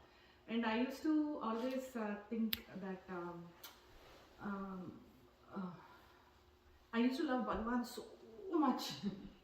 I mean, it was like when I used to listen to Nannagaru every time, I used to tell myself, I'm listening to you because I don't have too many access to Bhagwan's literature. So that's why I'm listening to you. I like Bhagwan very much. I like you and I like Bhagwan very much. So you cannot replace Bhagwan. You are there only because you're giving me that information. Because I can't access Bhagwan's information. So that was how it was. 2010, I think, 2010 was, we were going through a lot of hardship, and for me, even that listening was not helping, reading, nothing was helping and all that. And I stopped going to satsangs. I used to go to, for me, from the beginning, the only thing was I had to be in satsangs. And one of the first blessing I got was some random stranger told me that they have a website for Ramana now. I was so happy because that listed all the satsangs. Then I met Swaminathan first. When they moved to California, they started the satsang. I used to go to Naomi. Do you know him? He's also in California. He's also realized by Bhagavan and all that. I used to go to their satsangs. But I used to not feel that connection and all that. But after Swaminathan came, I used to go to satsangs, and then Ravi Iyer, Ravi used to have satsangs and all that. And after coming here, I used to attend, rarely, but I used to attend. Then, then after 2010 was when I was like in a lot of troubles, and then I knew that only thing that could now help me get back on track was to somehow go to Nannagaru. But our condition was such that I couldn't even go to India and all that. So then somehow it happened, and we happened to go to India. That was the first time. I think I was here 4 years or something without going to India. So the minute I landed, I went to Nannagaru, and my thing was, I know you have powers, so get me back on Ramana's path because I'm not able to do it. But still, Bhagavan is my thing. So in 2010, when I went there, he just pulled me every time. He used to see me. He used to say, "Come sit next to me." In all those devotees, it was like all the way in the back. He used to say, "Come." He used to look and he says, "Come," and he used to make me sit. That time we were in India for about a year and a half, and he used to come to Vizag a lot. And whenever he used to come, he used to make sure that I was sitting next to him, and he made me come to his place a lot of times and all that.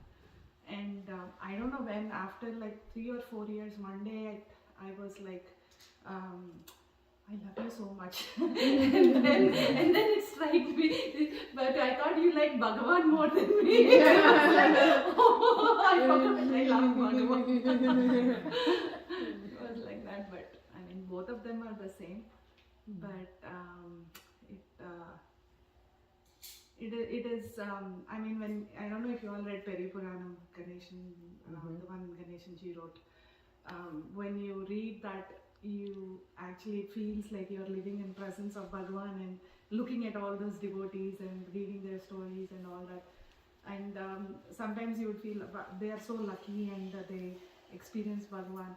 And we all can heartfully say that we were all so lucky to have spent time with Nannagaru, because he really showed us like how divinity is when it walks on earth.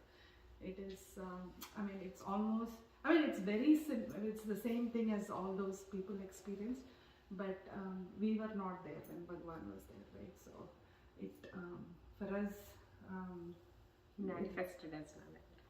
yeah, and he made us experience divinity. So it's such a blessing in this life that we were able to, like, so closely, like this, we were able to experience divinity. And whenever we think about it, I mean, it's just overwhelming.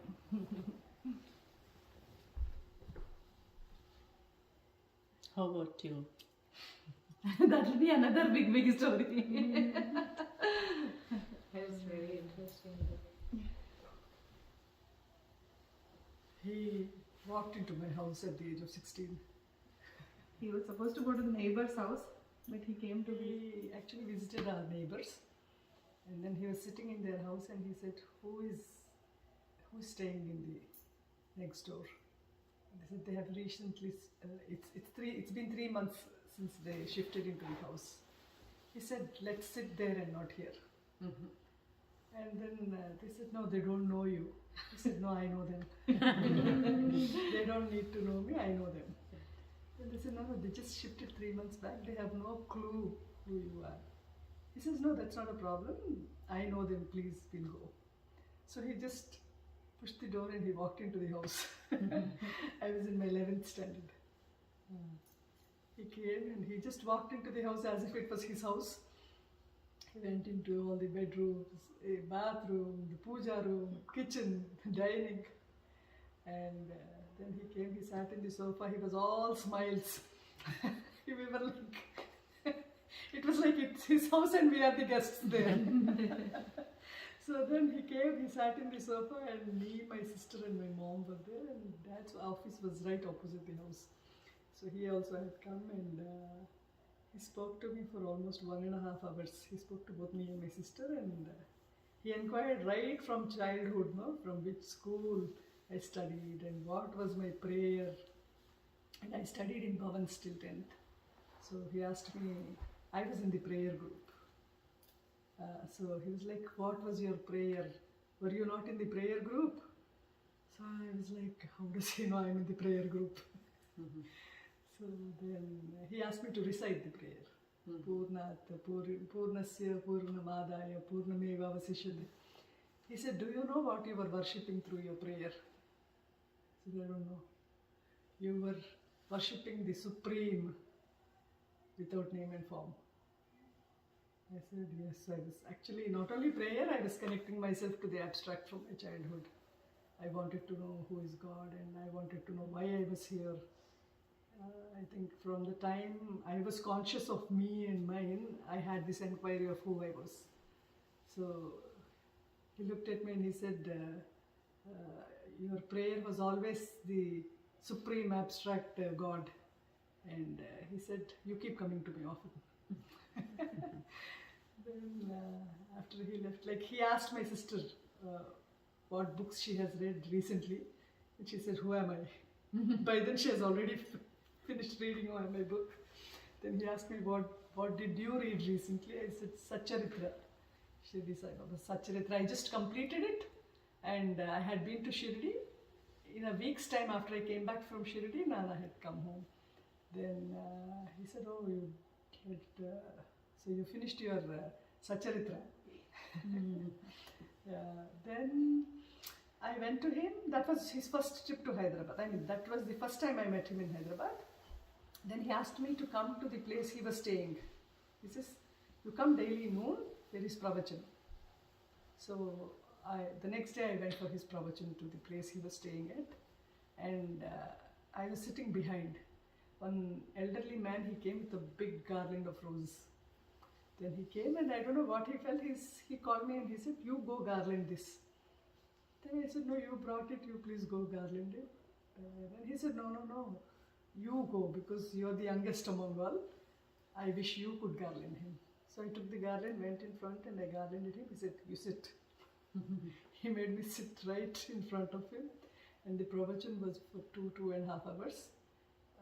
I was very sleepy because it was after lunch. And I think that was the only speech I couldn't concentrate much. After that, I had no choice. I had to pay attention to every word he spoke because that was the only little space he gave me to, not grasp what he was speaking. So the next time, of course, I continued to go to him daily. And the second visit, before he came for the second visit, I had the experience of truth. Because I was in search of truth from my childhood. And it was Shivaratri, I think, and my parents would go to Rajarajeshwarananda. He was initiated into sannyas, last initiated into sannyas by Shivananda, Rishikesh Sivananda. I think you've heard of him. So he was goddess Upasana, Amma Upasana, and Amma would talk to him. Goddess would talk to him, and he was very dispassionate and constantly in tapas and all that. And he used to live in a forest beside Shiva, a very ancient Shiva temple, near 35 kilometers, 40 kilometers from Hyderabad. We used to visit him regularly. So he made us recite Om Namah Shivaya, then Ramanamam, Tarak Mantram, then Gayatri Mantra. They used to do Rudrabhishekas and all that. And so nothing would, satisfy me. I would do it mechanically, but I felt there is something beyond. And then he used to ask us to chant Lalita Sahasram. He gave the picture from which, goddess would appear to him and talk to him. That picture he presented to my dad. So it was all very religious and all that, but somehow it was not giving me that I wanted to know the truth. And I did not find contentment in doing all this because I wanted to know the truth. So after the first visit of Nana, that trip, before he came the second time, Shivratri, I couldn't go. I shouldn't be going, I was having my period. So my parents had gone and I was lying on the bed and I was, it was intense. I was so frustrated. I've been seeking truth. I wanted to know what the truth is because I don't believe what I see is real. Because someday we have to die. I do not know what I was before I was born. This little short life cannot be true. So there's something beyond which I need to know, and I've been in search, I've been inquiring, but nothing seemed to work. So I was praying to Lord Shiva saying, either you show me the truth or take me away. I don't want to live anymore.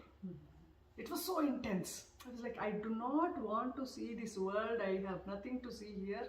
Either you reveal the truth to me or take me away. It was very intense. Then I cried for a long time. Then I was so thirsty, I just went to drink some water. And on the fridge, there were cassettes of Nannagaru. My sister was already going to him, so I was like, maybe I should listen to this. So I put the tape and I started listening. And he started, all the doubts I had from childhood in a sequence, saying, I am not the body, you are not the body, you are not the body. Bhagavad Gita said, and Bhagavan said, you are not the body, you are not the mind, you are not the intellect, you are not the five senses, you are the Supreme Self. And the purpose of human life is to realize this self. You have nothing else to do here but realize the Supreme Self here and now. And I switched it off and I'm like, oh, wonderful. So all the doubts I had, yes, I'm not this body, I'm not the mind, I'm not the intellect, all good. But what is truth? You say that the divinity is within you and that is you. But I have no experience of it. All I experience is my body, the world, my mind. So how am I to... I have heard the answer theoretically, but it's not in my experience. So unless it is my experience, how will I know what it is? And with this thought, I slipped into my sleep. And then I can't say I was totally sleeping. It was semi-consciousness. No? So in that state, suddenly, I don't know how, but something opened up from within. And then there was gushing of lot of energy and beauty, blissful state, like that. It was like something opened up, like opening a dam, like you open the gates and it rushes, like something rushed from inside and everything was disappearing. My body was disappearing, people were disappearing, the world was disappearing. And then I stayed in that state of silence for a very long time, and it took a while to subside, like that force to subside and get into a deep silence. And then when I went into silence, it was very profound. And it was there for I don't know how long, and then again slowly I started, became conscious of the body. And then I didn't want to become body conscious again. But I was helpless. I was the body again. Then I was like, my God, this state is so beautiful and that is me. But why am I this body again? So, but I couldn't get back. I mean, once I started again identifying with the body, I couldn't get that state and it just happened. So after that I spoke to my sister and I said, I had this beautiful experience, but it left me. I want to be there.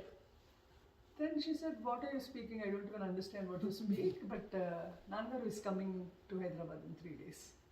So you can talk to him. You can find out what it is. So in 3 days, Nannagaru had come to Hyderabad and I went with my father and my sister. When I was experiencing this, I was trying to tell my dad. When I was having this experience of truth, I was trying to tell my dad and sister in the dream, this is what it is probably, because you're not the body, you're not the intelligence. This blissful state is us. So this is what we've been hearing all through. So we've been hearing, but hearing is different, state is different. We have to experience this, we have to experience this, and they were not understanding.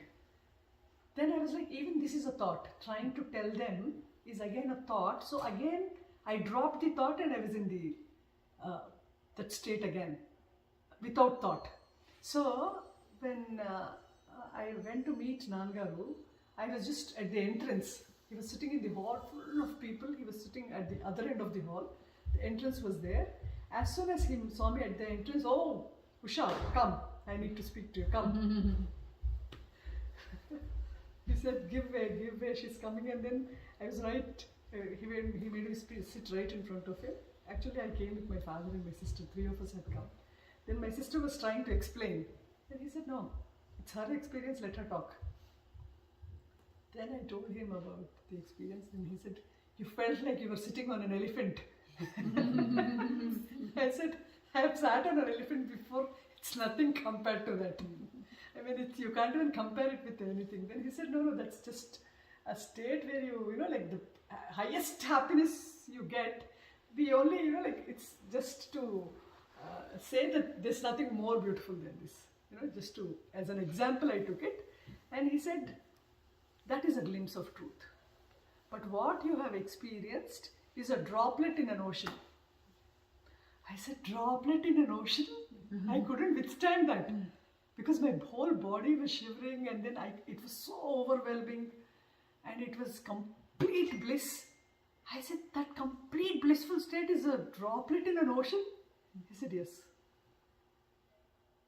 And then he said, "Even if you made an effort for hundreds of years, you couldn't even have the glimpse of truth." Then I said, "Why did I get it? I didn't make any effort." He said, "Weren't you sincere in your seeking that you wanted the truth and nothing else?"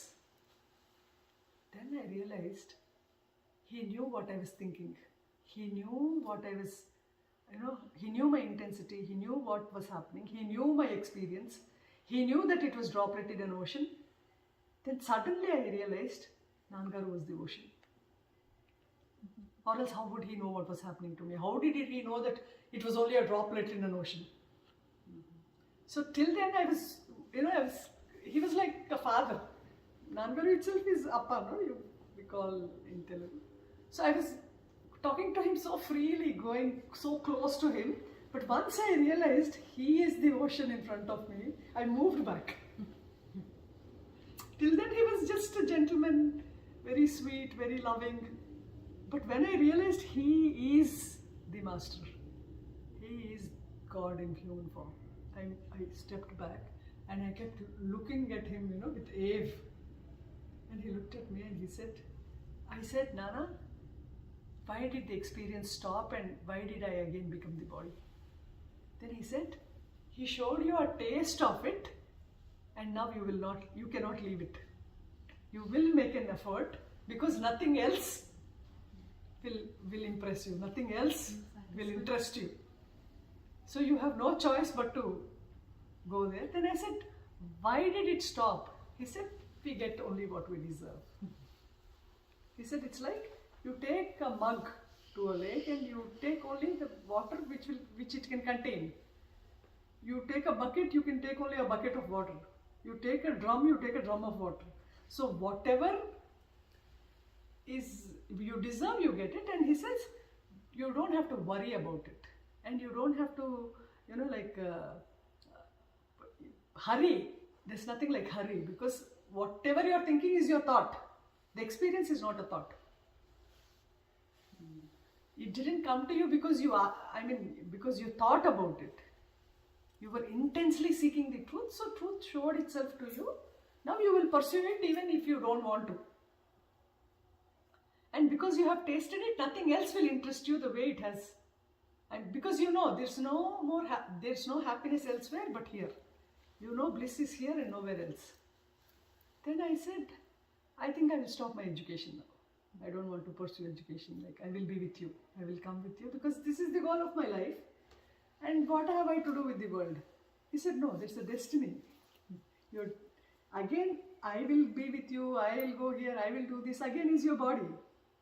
You're identifying with your body, so you're saying, I'll do this, I'll do that." He says, "Just leave it. Drop it. Destiny will take care of itself. Don't overwhelm yourself with anything. You don't have to worry about it. You don't have to hurry. Everything will happen in its own time." He said, "Everything will happen in its own time." And he gave the example of these fields, Whatever is required for the field, we give the water to the field. If you give excess, the crop dies. So he says, it will happen slowly. All the vasanas have to be extinguished. So it will happen in a due course of time. So you just have to stay content, happy, and you come to the satsangs.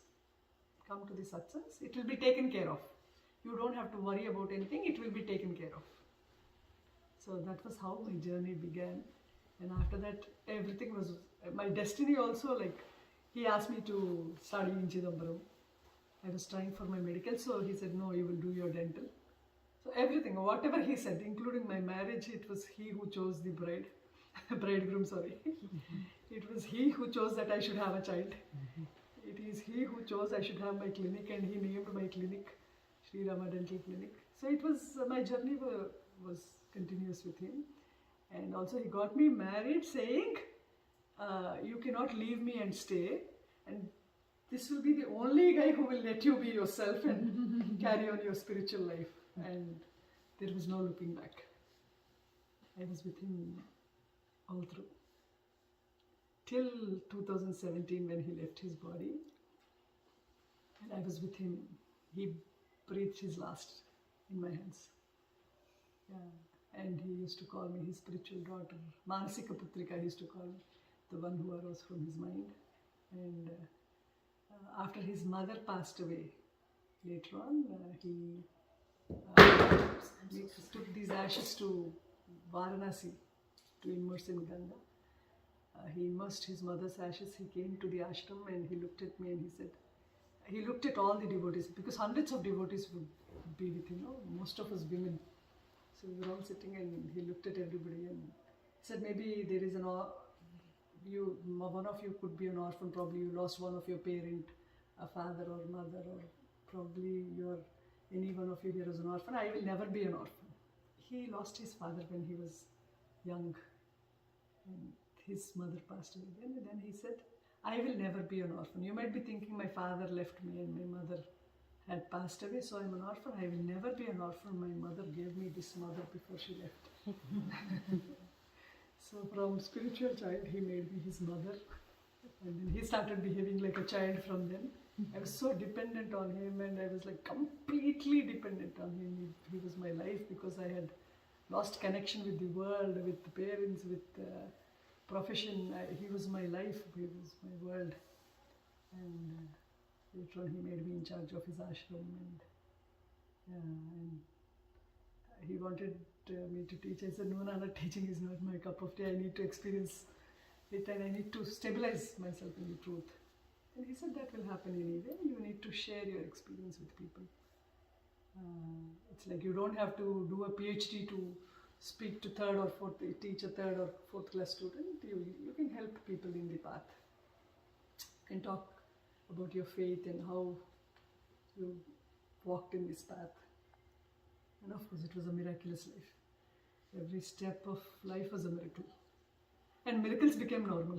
And it was surrender. My path was surrender always. Because there's nothing you should do. That's nothing you can do. You just have to leave it to him and accept. Accept whatever comes as his prasadam.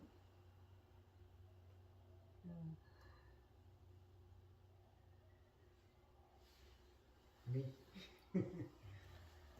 I'm very late actually, like 10 years ago. Yeah, Bhagavan pulled me like 10 years ago. After coming here, I'm also from Tamil Nadu. I studied in Madurai. But I had no clue about Bhagavan. But I have studied Vedanta external. I have studied like in school, middle school itself. I studied Bhagavad Gita and the Upanishads and all. And I was asking my mom, like, is there any saint alive today? And at that time, Ram Kumar Swami was very famous, like all newspapers, because he was carrying that Visri, that fan. They have photos of him in newspapers, and my mom saw that, and she said, there is some Swami, a weird Swami in Tiruvannamalai, why can't you go? So I went there. Tiruvannamalai, went there straight to Swami Ram Kumar's ashram. There's so many people. I just sat there for some time. Anyway, I sat someplace, and Swami said, no, you just go this side. So, and then straight away I came back. Even then I didn't know about Bhagavan. So I went to Tiruvannamalai, went to Ram Kumar Swami's ashram, and I came back. No idea at all. Then I came here to US, then like only 10 years ago, then I started reading books, Who Am I, and Ganeshan Swami's Priya Puranam, and I don't know Nannagaru. Maybe I have read about him. I don't know if he is mentioned in Priya Puranam. I don't recall. Not Periya Puranam, but Sages and Sages and Saints. I have read that book also. One of Maybe I the forgot. articles is of London. Yeah, so maybe I have to go back and read again. And I have listened to Nuchur Swami's discourses and all. But good to know again, like all you people talking about Swami. Maybe I'll go back and read about him. And so I was Vaishnavite, and then I turned, somehow I don't know, magically I became a Shaivite, and I started reading Periya Puranam, 9 words, and now only recently I started reading all Shaiva Siddhanta and all these Shiva songs and all. I used to memorize here and there. There's so much literature and so much so much content. If I have known all this before, I would have never left India actually. That's not, what are we doing here? Right, so it all happens late in life. But anyway, lucky to be here. Yeah. You will follow us everywhere.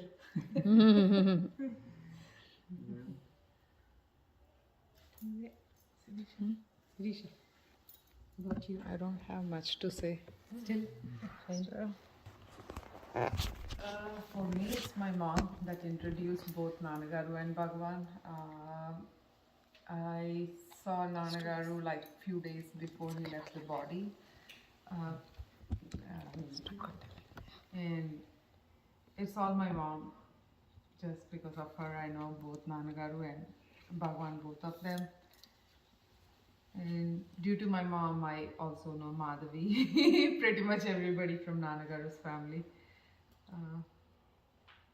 And there's a lot of grace that I can see even if I never met them in person or like they saw me, but I can see the grace, how they change me and what happened internally, all the peace and bliss that I get. I can just see the difference, that's it. There is nothing much, but I'm happy that they chose me.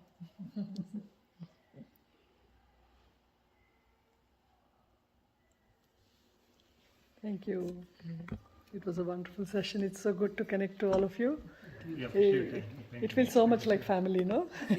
Thinking about Bhagwan and talking about him and his works. Right?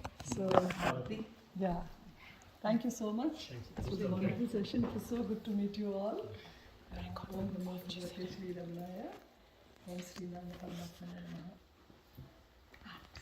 Bas, you want to sing? Aarti song? Ramana, yeah.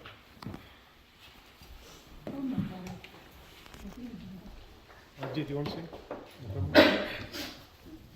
He's in a sleeping mode.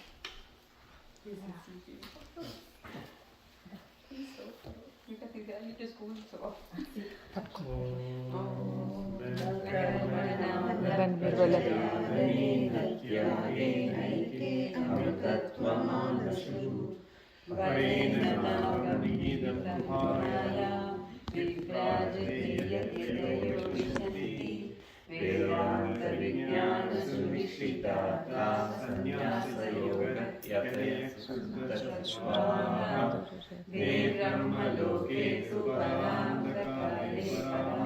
परिमुच्यन्ति सर्वे दगनं विपापं परमेश्वरभूतं यत् पुण्डरीकं पुरमद्यसर्गस्तं तत्रापि दगनं गगनं दिशोऽस्मिन्यत्नस्तसुवासितव्यं यो वेदादौ स्वरप्रोक्तो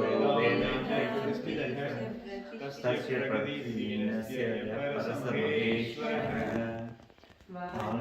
स्वयं प्रकाशं वाल्गवे शूर्ग शुद्धात्मशक्ति शूर्गवे वाल्ग स्वयं प्रकाशं वाल्गवे शूर्ग शुद्धात्मशक्ति शूर्गवे ஏழுலகம் ஜீவன் முக்தி இன்பம் பொங்கவே ஏழுலகம் ஜீவன் முக்தி இன்பம் பொங்கவே இதயமாகும் இறைவனாகி எல்லாம் ஓங்கவே இதயமாகும் இறைவனாகி எல்லாம் ஓங்கவே பால்மணக்க கந்தை வாழ்வு பால் பட்டொழியவே, பால்மணக்க கந்தை வாழ்வு பால் பட்டொழியவே, பரம சச்சிதானந்தாத்மா பால் பொழியவே, பரம சச்சிதானந்தாத்மா பால் பொழியவே, வாழ்க ஸ்வயம் பிரகாசம் வாழ்க வாழ்கவே, शूल्ग शुद्धात्म शक्ति शूल्ग शूल्गवे, तट्टिल्लाद नित्य जीव तत्वमोघवे, तट्टिल्लाद नित्य जीव तत्वमोघवे, तन्मयत्तु चिन्मयं तळैतिलङ्गवे, तन्मयत्तु चिन्मयं तळैतिलङ्गवे, எட்டு திக்கு ஹம்ச சோகம் எதிரொலிக்கவே, எட்டு திக்கு ஹம்ச சோகம் எதிரொலிக்கவே, எல்லாம் பிரம்மம் என்னும் உண்மையை வகிக்கவே, எல்லாம் பிரம்மம் என்னும் உண்மையை வகிக்கவே, வாழ்க ஸ்வயம் பிரகாசம் வாழ்க வாழ்கவே, शूल्ग शुद्धात्म शक्ति शूल्ग शूल्गवे, வாழ்க ஸ்வயம் பிரகாசம் வாழ்க வாழ்கவே, शूल्ग शुद्धात्म शक्ति शूल्ग शूल्गवे, शूल्ग शूल्गवे.